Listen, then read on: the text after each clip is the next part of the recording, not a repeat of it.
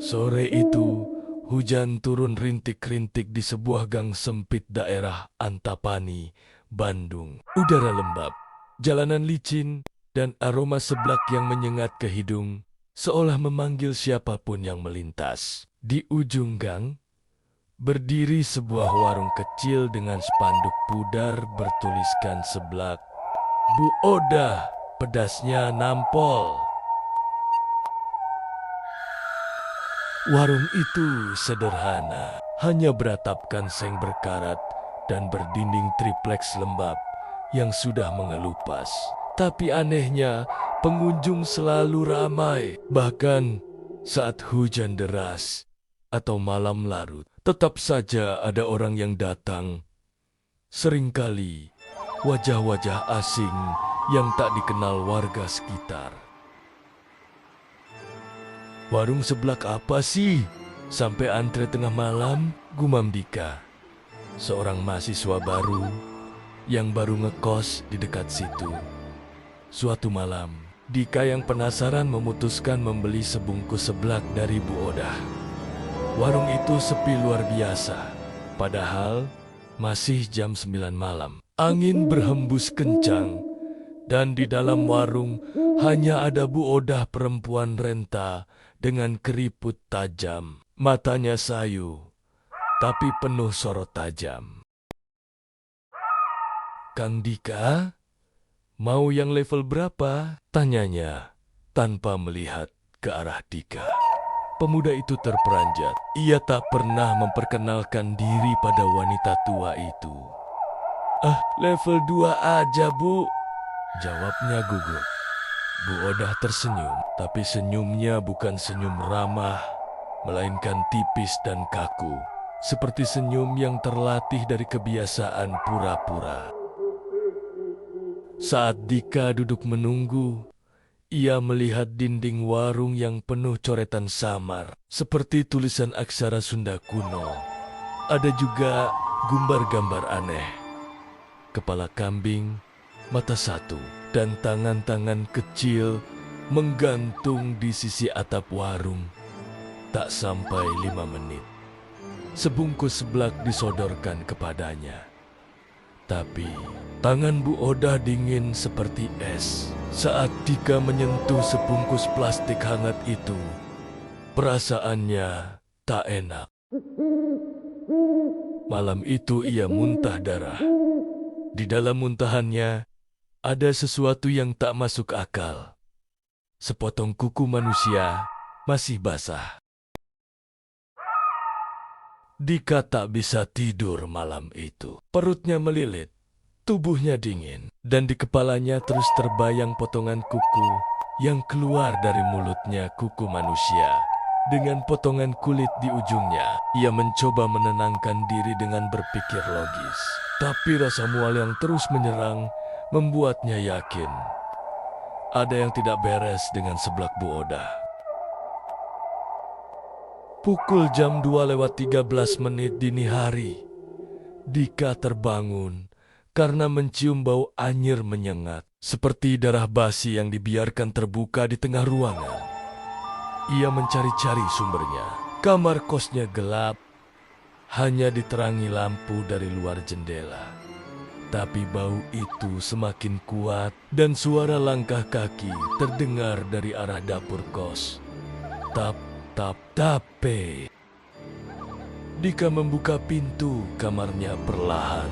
Di lorong sempit kos itu, samar-samar terlihat sosok wanita berjalan membungkuk, menyeret sesuatu di tangannya. Saat mendekat, Dika melihat jelas. Dia menyeret kantong plastik hitam besar yang bocor meneteskan darah ke lantai. Wajahnya Bu Odah, tapi bukan seperti yang Dika lihat sebelumnya. Matanya kini kosong, mulutnya menyeringai lebar dengan gigi hitam-hitam menganga. Ia membisikkan sesuatu lirih berulang-ulang. "Satu jiwa, satu mangkok. Satu jiwa, satu mangkok." Dika mundur pelan. berusaha tidak mengeluarkan suara. Tapi lantai yang basah membuatnya terpeleset bruk. Bu Odah berhenti, menoleh cepat ke arahnya. Namun, sebelum sosok itu mendekat, lampu lorong mendadak mati. Suasana berubah menjadi gelap total. Tak ada suara, tak ada langkah, hanya bau amis yang semakin menusuk. Dika gemetar di lantai. Ia menunggu dalam diam, berharap semuanya hanya mimpi buruk. Saat lampu kembali menyala, beberapa detik kemudian, lorong kosong, tak ada Bu Odah, tak ada darah, tak ada kantong plastik hitam.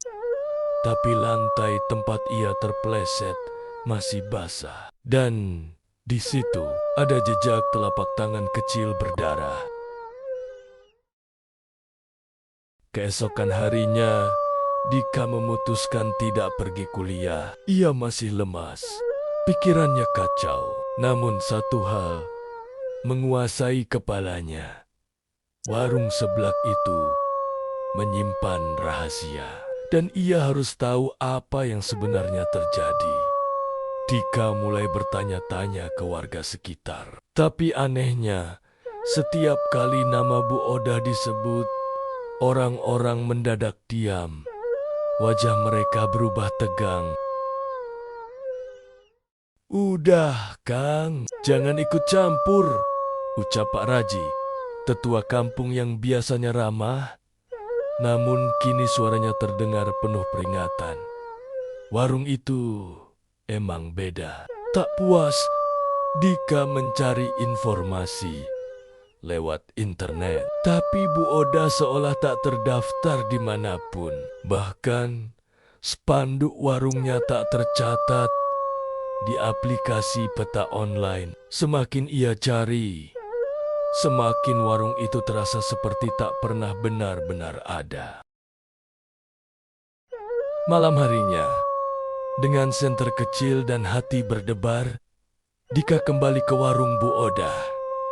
Ia menunggu sampai suasana sepi, lalu menyelinap ke belakang warung, melalui celah sempit yang tertutup semak di belakang warung. Dika menemukan pintu kecil tersembunyi, tertutup triplex dan kain belel. Bau amis menyambutnya begitu ia mendorong pintu itu terbuka. Ruangan sempit gelap di dalamnya, seperti gudang, atau lebih tepatnya, ruang ritual.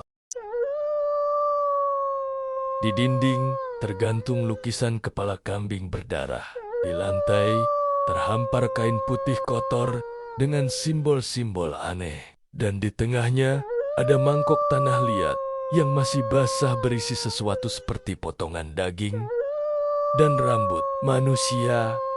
Namun yang membuat Dika nyaris muntah adalah tumpukan benda di sudut ruangan.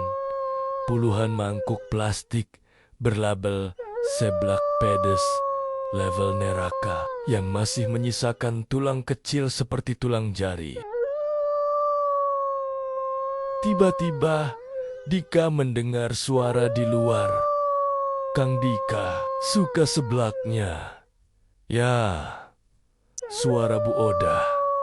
Tapi kali ini suaranya berat, berlapis.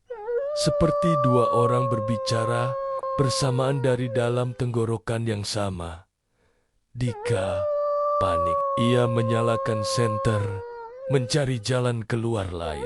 Tapi di dinding, ia melihat sesuatu yang membuat tubuhnya membeku. Foto dirinya dipaku di atas mangkok kosong dengan tulisan merah di bawahnya. Tumbal ke-39. Jiwa muda, bersih, sudah siap. Dika tersentak mundur, napasnya terengah. Foto dirinya terpajang di atas mangkok, seperti sesaji siap pakai. Di sekeliling foto, terlihat bekas darah yang masih basah. Beberapa potongan rambut-rambutnya sendiri tertancap di sisi mangkok. Ia berbalik, mencari jalan keluar. Tapi lorong sempit itu mulai terasa panas, seperti terbakar dari dalam. Dinding tripleks bergetar pelan, dan dari celah-celahnya keluar asap hitam tipis yang berbau belerang.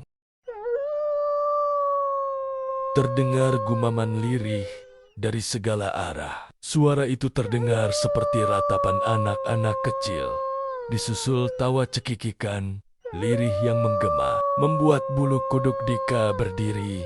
Satu jiwa, satu mangkok, satu jiwa, satu mangkok. Dika berlari keluar, membanting pintu rahasia hingga terguncang. Ia keluar dari gang belakang warung dan berlari sejauh mungkin, tak menoleh ke belakang. Tapi selama ia berlari, ia merasa dilihat, diperhatikan.